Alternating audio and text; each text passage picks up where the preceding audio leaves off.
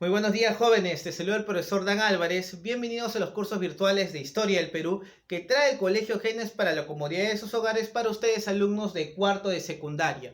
Muy bien, jóvenes, continuamos con este tema tan interesante que es la República Aristocrática. Hoy su tercera parte, la tercera temporada de este gran tema. Recuerda que es muy usual para los diferentes exámenes de admisión.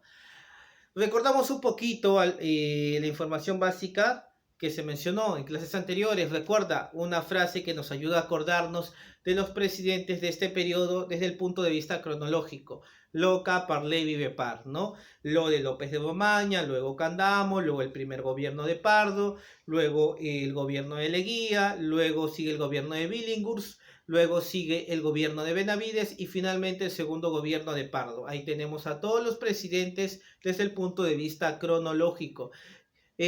¿Cuál era una característica también de este periodo? Recuerda, el dominio, la hegemonía, el control del partido civil, ¿no?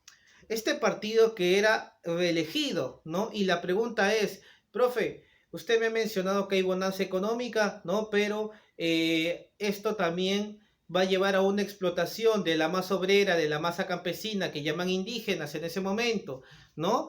Entonces, ¿por qué la gente siguió votando por estos explotadores? ¿Sí? Jóvenes, recuerda lo siguiente. Mira, el Partido Civil fue elegido, recuerda, en sí, por una minoría de la población peruana. Una minoría, recuerda, masculina, ¿sí? Y alfabeta. Recuerda que en ese momento, pues el sistema patriarcal o el pensamiento machista es algo común, ¿no? Las mujeres no votaban. Segundo, solamente votaban aquellos que sabían leer y escribir, ¿no? Esto lo decía, recuerda, la ley electoral de 1895, ¿sí? Entonces, esto beneficiaba en gran parte al partido civil. ¿Por qué? Porque la masa campesina, los que llamaban indígenas, los obreros, la mayoría de ellos jóvenes, no tenía esa posibilidad de acceder tal vez a un sistema educativo pleno, no sabía leer ni escribir. Entonces, no votaba. ¿Cómo podía representar sus intereses si no tenía alguien, recuerda, en el gobierno, ¿no? Entonces, ahí vemos cómo el partido civil pues aprovechaba de esta condición, ¿no? Profe, no creo. A ver, otro datito más, hay que recordar, jóvenes. En 1908, justo vamos a hablar de estos años, ¿sí? Votaron aproximadamente 184.388 electores, ¿sí? Jóvenes, esto representa solamente el 4% del total demográfico, o sea, de toda la población.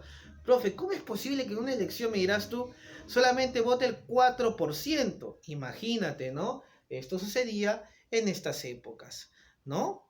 Y la ley electoral, pues, lo avalaba, ¿sí? Por ende, entendemos también por qué surgen varias medidas de protesta, varias rebeliones, ¿no? Porque en realidad estas personas, me refiero a los obreros, a los indígenas, ¿sí? No tenían una representación. La única manera de exigir sus derechos, recuerda, era a través de las protestas, ¿sí? A través de los sindicatos, también, ¿no? Todo este pensamiento, recuerda, fue insertado gracias al anarcosindicalismo de Manuel González Prada, ¿no? Entonces, recuerda, esta reelección del Partido Civil va a generar mucha convulsión que ya se va a notar con con Benavides, ¿no? Con Candamo ya se empezaba a sentir, pero será con Leguía donde esto se maximiza y lo vamos a ver con los diferentes sucesos que van a acontecer, recuerda, en el gobierno de Augusto B. Leguía, que dura desde 1908 a 1912. A propósito, me dirán algunos, profe, siempre ve esa B, ¿no? ¿Qué significa esa B? Bernardino Leguía, recuerda. Muy bien. No olvidar este nombre, jóvenes, que más adelante en posteriores temas lo vamos a volver a ver gobernando al Perú.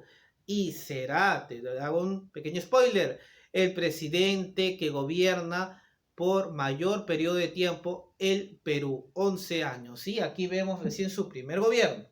Jóvenes, recuerda, en el aspecto político vamos a ver lo siguiente. En vísperas de las elecciones hubo una especie de atentado, ¿no? De reclamo, ¿sí? Querían prácticamente anular las elecciones y todo esto estuvo a cargo de Augusto Durán, ¿no? Representante del Partido Liberal. Muchos partidos políticos jóvenes no querían que el Partido Civil continúe. Recuerda que la alianza del Partido Constitucional y el Partido Civil, ojo, lo vimos en la anterior clase, ya se había roto, ¿no? La alianza también del Partido Civil con el Partido Demócrata en el primer gobierno, ¿no? Que vimos, López Obrador también se desintegró, ¿no? Entonces, jóvenes, los demás partidos quiero que entiendas que van a empezar a tomar medidas contra este partido civil. Lamentablemente, este atentado, esta medida de protesta, ¿no? Para anular las elecciones, se acaba, no se logra, ¿sí? Muy bien. Y generará pues que al final gane igual, jóvenes, en 1908 el presidente Augusto B. Leguía, miembro en ese momento del Partido Civil. ¿Sí? Lamentablemente, jóvenes, Leguía va a tomar una actitud muy autoritaria, se dice en su gobierno. Incluso va a tener ciertas discrepancias con muchos miembros del Partido Civil, especialmente con el líder de ese momento. ¿Quién era el líder? Lo vimos en la clase anterior. Recuerda a José Pardo y Barreda, ¿no? Chocaban sus intereses. Es más, se decía por ahí que Leguía quería asumir el liderazgo del Partido Civil, cosa que no va a ser así. Recuerda que José Pardo era el hijo, ¿no? Del fundador. Por ende, pues también se entiende, ¿no? De que Leguía no iba a acceder a este cargo, ¿no? Muy bien, jóvenes. De presidente Leguía va a afrontar muchas, como te digo, muchas convulsiones, y ya se ve desde el inicio de su gobierno, ¿no? El 29 de mayo de 1908 se va a dar un intento de golpe de Estado. Tres personajes esencialmente, recuerden, Carlos Isaías y Amadeo Pierola del Partido Demócrata, ojo, van a hacer una rebelión, intentan dar un golpe de Estado, es más, capturan a Leguía y lo obligan a firmar su renuncia, ¿no? En una plaza, ¿sí? Para suerte de Leguía, ¿no? Obviamente, ¿no? Las fuerzas del orden se desata un baño de sangre entre el Partido Demócrata y las fuerzas del orden, y en ese fuego cruzado, ¿no? Como te digo, por suerte sale airoso Leguía, ¿no? Pero esta acción no se va a catalogar, Leguía lo va a exaltar de que él no firmó hasta el último, ¿no? No quiso aceptar la renuncia, ¿no? A pesar que lo amenazaran con quitarle la vida, ¿no? Lo van a conmemorar como el famoso Día del Carácter, ¿no? Día en el cual Leguía no aceptó, ¿qué cosa? Su renuncia, ¿no? No fue un cobarde.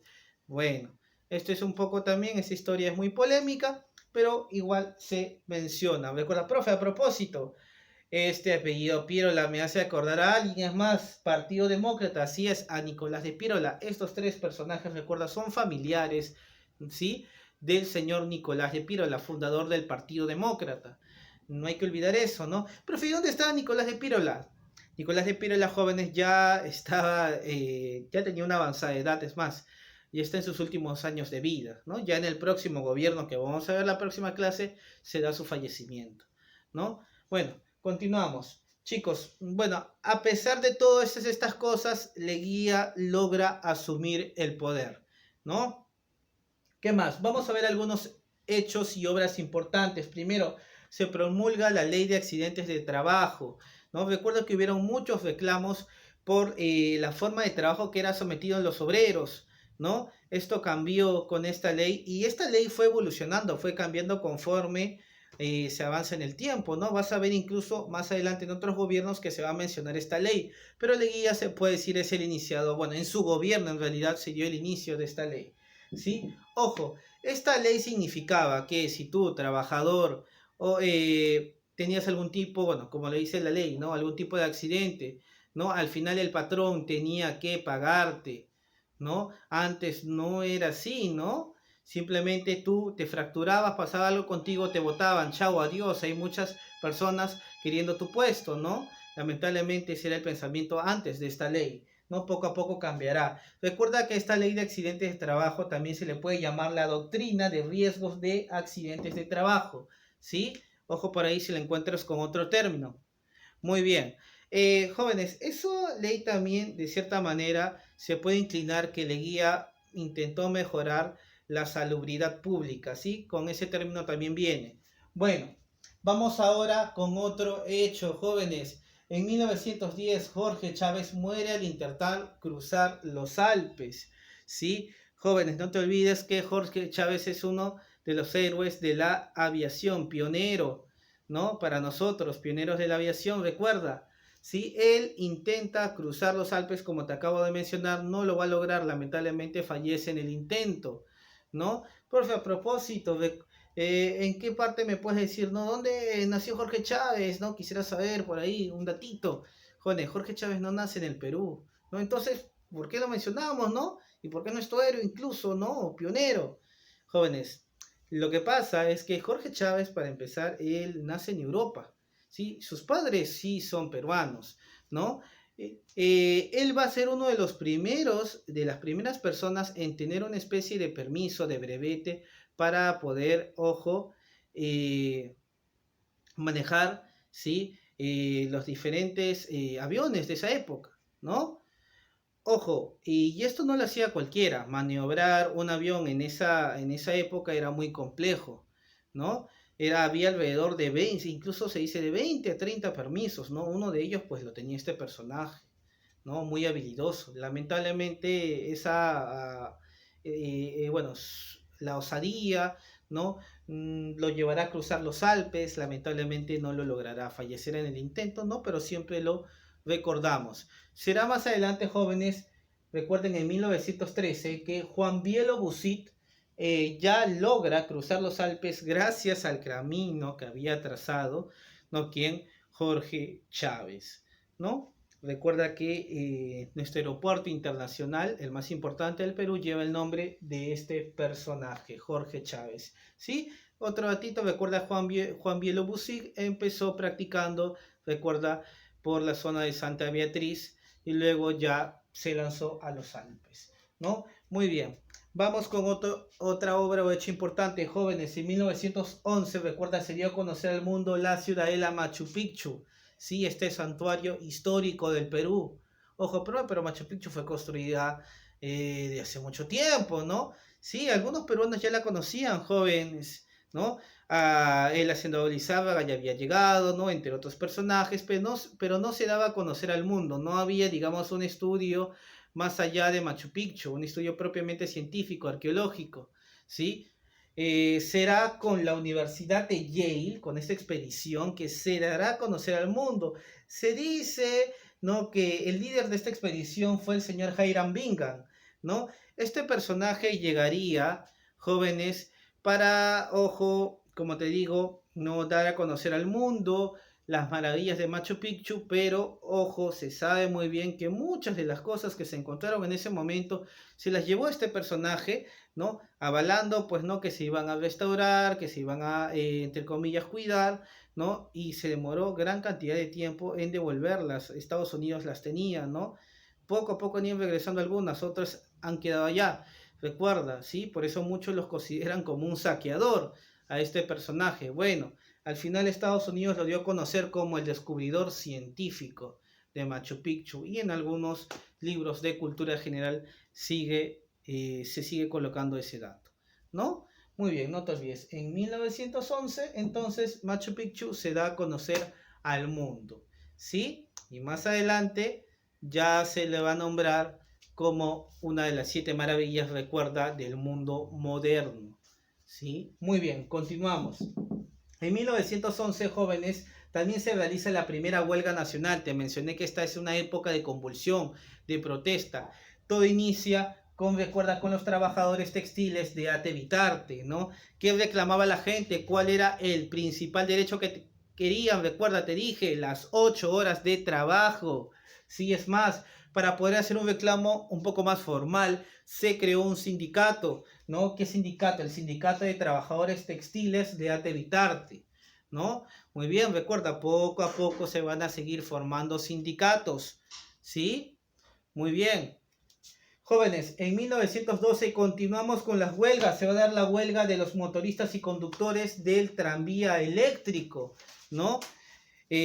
No te olvides que no hay una clara, todavía se sigue elaborando el proyecto Manzanilla, jóvenes, no hay una clara ley que mencione cuánto tiempo debe trabajar una persona, ¿no? Las remuneraciones, ¿ok? Y los días de descanso. Entonces, por eso la gente cada vez reclamaba más porque la explotación ya no se podía aguantar, era insostenible, ¿sí?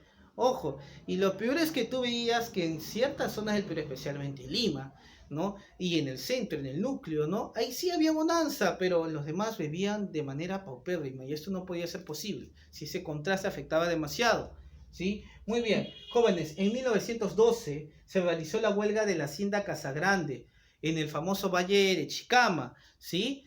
Jóvenes, recuerda, se dice que llegaron algunos inmigrantes alemanes, ¿no? Recuerda, se contrataron como trabajadores, esto fue mal visto, ¿no? La gente empezó a protestar, ¿sí? Y se generó una huelga, ¿no? Profe, huelga aquí, huelga allá, ¿no? Ya te das cuenta que es una etapa muy convulsionada, ¿sí? Pero no todo va a ser negativo, jóvenes. En su gobierno, bueno, no por acción de Leguía, ¿sí? Dos personajes, Pedro Zule y la alemana Dora Mayer, fundarán, recuerda, la Asociación Pro Indígena, esta institución que buscaba ayudar al campesino, ¿no? Siquiera los obreros están más cercanos a esta ideología anarquista, sindicalista, recuerda, ¿no? En cambio, los indígenas, el campesinado, estaba apartado en la parte del Ande, quién los ayudaba, quién los apoyaba, ¿no? La verdad, se había apartado bastante este grupo, ¿no? Y esto no podía ser posible. Mucha gente intentó también hacer cosas positivas en favor de ellos. Recuerda que incluso la literatura también critica esto, la obra de Aves sin Nido de Clorinda Mato de Turner, ¿no? Muy bien, esto se realizaría en 1909. Jóvenes, todos estos reclamos nos dan a entender, te repito, una época muy caótica, ¿sí? Pero no solamente es en el aspecto interno, sino también en el aspecto externo. Leguía también tiene que afrontar muchas cosas, como cuáles. Va a tener conflictos, ¿ok? Con prácticamente todos los países. Recuerda que el Perú limitaba.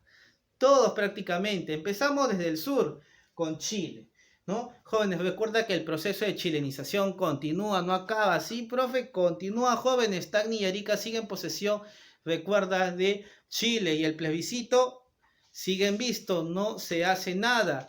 Justo para conmemorar, no digamos, los primeros años de creación de la cripta de los héroes del Pacífico, Chile tiene la osadía de regalarnos una corona, ¿no? Con laureles de bronce para conmemorar este sitio de la cripta de los héroes, ¿no? Esto se ve como una ofensa, ¿no? Y se le devuelve. ¿Quién lo devuelve? ¿No? El diplomático Melitón Porras. Esto es tomado como Chile como una ofensa, ¿no? Sinvergüenzas, todavía se ofenden de no hacer cumplir el plebiscito. Bueno, ahí está el conflicto. Seguimos con relaciones diplomáticas rotas con Chile y no nos devuelven Tacna y Arica. Ni siquiera convocan el plebiscito ni hay intención de hacerlo. Muy bien, vamos con Bolivia, jóvenes. Nuevamente Bolivia va a haber un reclamo por los límites. El Tratado de Osma-Villazón solamente había aliviado ciertas cosas, ¿sí? Incluso Argentina, que era en ese momento, recuerda, los árbitros, no va a gustar, ojo, el veredicto, ¿no? A los bolivianos. Esto generará, jóvenes, lo siguiente, que incluso se hable de hacer una guerra, ¿no?